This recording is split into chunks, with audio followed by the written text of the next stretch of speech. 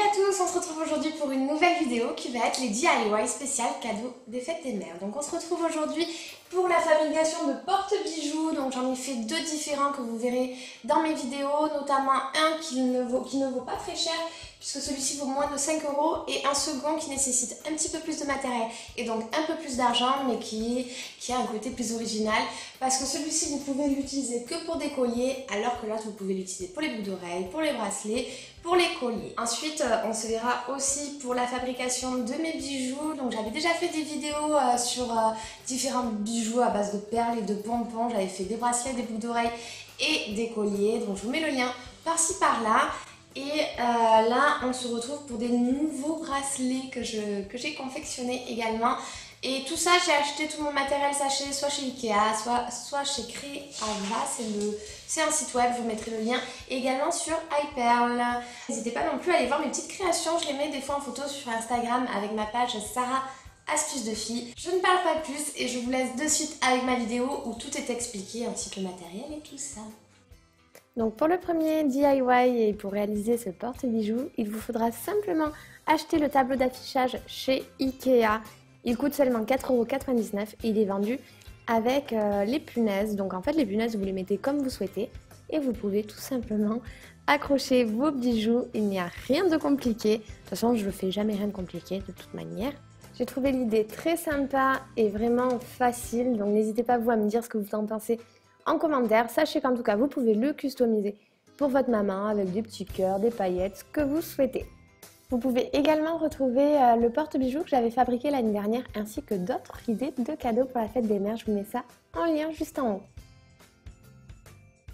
Pour réaliser le second DIY qui est toujours un porte-bijoux mais un peu plus original, il vous faudra de l'huile alimentaire, ensuite du béton en poudre que j'ai acheté sur le site Créava, je vous mets le lien dans mon blog en barre d'infos, ensuite un pinceau pour étaler l'huile, vous verrez, une spatule pour mélanger le béton, un récipient qui vous sert à rien et dont vous ne serez pas déçu d'abîmer.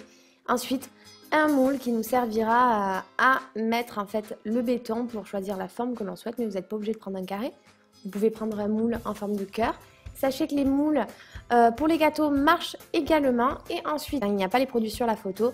Il vous faut de la colle glue et une tige en métal. Pour la mienne, je l'ai trouvée chez Castorama. Donc c'est parti, à l'aide d'un pinceau, on étale l'huile alimentaire sur le moule afin que le béton n'adhère pas au moule. La recette est la suivante, il vous faut une dose d'eau pour 10 doses de béton. Donc moi j'avais déjà mis l'eau et je verse le béton, la dose qu'il me faut, exprès par rapport à mon moule. De toute manière, ça c'est vraiment propre à chacun. Donc ensuite on mélange bien jusqu'à qu'on ait un moulage homogène et on laisse reposer 1 à 2 minutes. Par la suite il ne nous reste plus qu'à couler notre béton dans notre moule et le laisser au moins reposer 3 heures avant de le sortir de son moule et puis ensuite attendre 1 à 2 jours avant qu'il soit réellement résistant.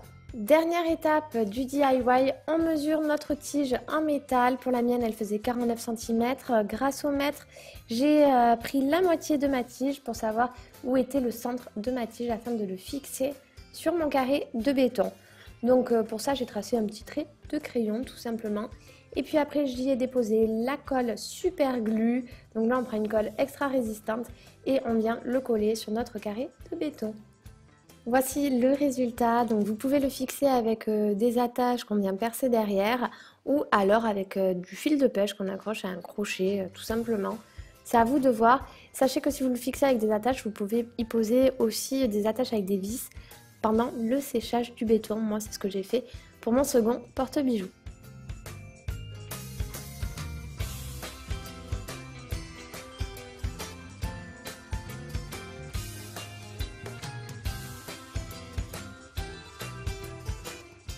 Pour réaliser donc vos bracelets, il vous faudra des perles bien évidemment.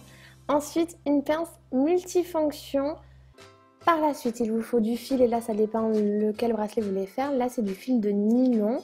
Ensuite, il vous faut des perles à écraser et des fermoirs ainsi que des anneaux. Des clous tête ronde, également des breloques. Donc là c'est une courbe de laiton. Et pour finir, du fil élastique si vous voulez faire des bracelets élastiques. Ou sinon du fil de satin pour faire des bracelets réglables. On commence avec le premier bracelet qui sera avec fermoir. Donc on coupe une bonne longueur de fil transparent en nylon et on vient enfiler une perle à écraser ainsi que le fermoir. Donc on enfile tout ça et on revient repasser notre fil à l'intérieur de la perle à écraser que l'on va écraser par la suite une fois que tout ça est bien tendu. Pour écraser la perle, on se sert de la pince multifonction. Donc là, on prend le côté bien plat et on serre bien fort. On passe à la partie la plus simple du DIY. On enfile nos perles, hein, d'où l'expression enfiler des perles. Et bon, moi, c'est un peu une partie de détente. Et donc, une fois qu'on arrive vers le milieu du bracelet, on arrête d'enfiler ces perles-là et on passe à des perles un peu plus épaisses. On prend les perles que l'on souhaite, on fait le bracelet comme on le sent. Et moi, j'ai voulu mettre des grosses perles, des perles plus petites, ainsi qu'un pompon. Donc, tout simplement, je fais mon milieu de bracelet ainsi et je continue à reprendre les toutes petites perles que j'avais prises auparavant pour finir mon bracelet. Petite astuce pour connaître la longueur de son bracelet, on utilise un autre bracelet et on arrête de mettre les perles une fois que la longueur est bonne.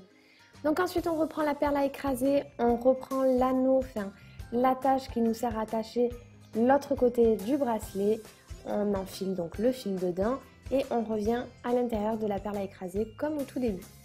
On n'oublie pas bien sûr d'écraser la perle, hein, sinon ça ne tient pas. On passe au second bracelet qui est le bracelet réglable. Donc je coupe mon fil de satin, donc pour savoir la longueur je fais 2 tours de poignet. Ensuite je prends le clou à tête ronde et j'enfile, donc là j'enfile une perle nacrée, je vais enfiler une perle Swarovski et je vais remettre une perle nacrée. A l'aide de ma pince multifonction, je viens courber mon clou et je viens en couper un bout pour pouvoir vraiment faire une boucle comme il y a au tout début, en fait, comme la tête du clou, tout simplement, on refait la même chose. Une fois que notre clou est bien serré, hein, on pense à bien serrer les têtes, on vient enfiler le fil de satin dans chaque tête du clou et on se retrouve avec de chaque part un bout tout seul, le bout du fil de satin. Donc là, on va passer vraiment à ma partie détestée. J'adore les bracelets réglables parce qu'on peut les mettre, les remettre comme on souhaite. Mais le nœud à faire pour les bracelets réglables est hyper chiant. Donc moi, ce que je fais, c'est que je cale mon bracelet sous quelque chose de lourd pour pas qu'il me bouge. Et je fais donc les 3 tours que je vous mets en image parce que je ne saurais même pas vous l'expliquer. Je pense que c'est plus facile à voir en image. Sinon, je vous mettrai un lien de vidéo YouTube hein, où vous comprendrez mieux que sur mes vidéos. On coupe ensuite les bouts qu'il nous reste du fil de satin qui dépassent. Et on vient en fait les brûler à l'aide d'un briquet. Faites attention à ne pas brûler votre bracelet et à vite éteindre. Ça va se durcifier, ça va permettre au bracelet de ne pas filer.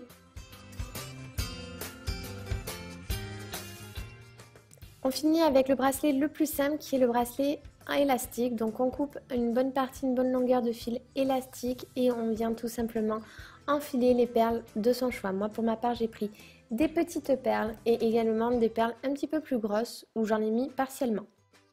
Une fois le bracelet fini, on vient y faire plusieurs nœuds afin que cela tienne. Et je viens également ajouter le pompon entre 2 grosses perles que j'avais mis dans mon bracelet. Donc le pompon, je fais rentrer le fil à travers l'anneau du pompon et je viens le resserrer. Comme toujours, je viens couper les fils qui dépassent. À l'aide de la colle glue, je viens en fait consolider mon bracelet et je dépose une goutte de colle sur les nœuds que j'avais effectués auparavant. Et à l'aide d'un briquet, je viens cramer les fils qui dépassent et attention, le fil élastique crame très vite donc on n'hésite pas à souffler dessus. Voici le résultat, n'hésitez pas à m'envoyer vos créations, si jamais vous en avez fait d'autres, ça me fera très plaisir et n'hésitez pas à me dire ce que vous en pensez. En tout cas, moi je suis ravie et j'ai eu de bons retours autour de moi.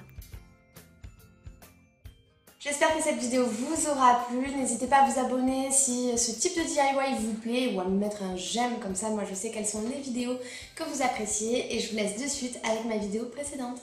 Ciao tout le monde! Salut à tous, j'espère que vous allez bien, les beaux jours approchent et je voulais vraiment vous faire ma routine fitness. Donc avant de commencer cette vidéo, je voulais quand même vous prévenir que ce n'est pas une routine minceur, ce n'est pas une routine pour perdre du poids, c'est plutôt une routine pour s'entretenir. À la base, c'est pas moi la plus forte pour tenir une routine, surtout une routine fitness. J'adore manger,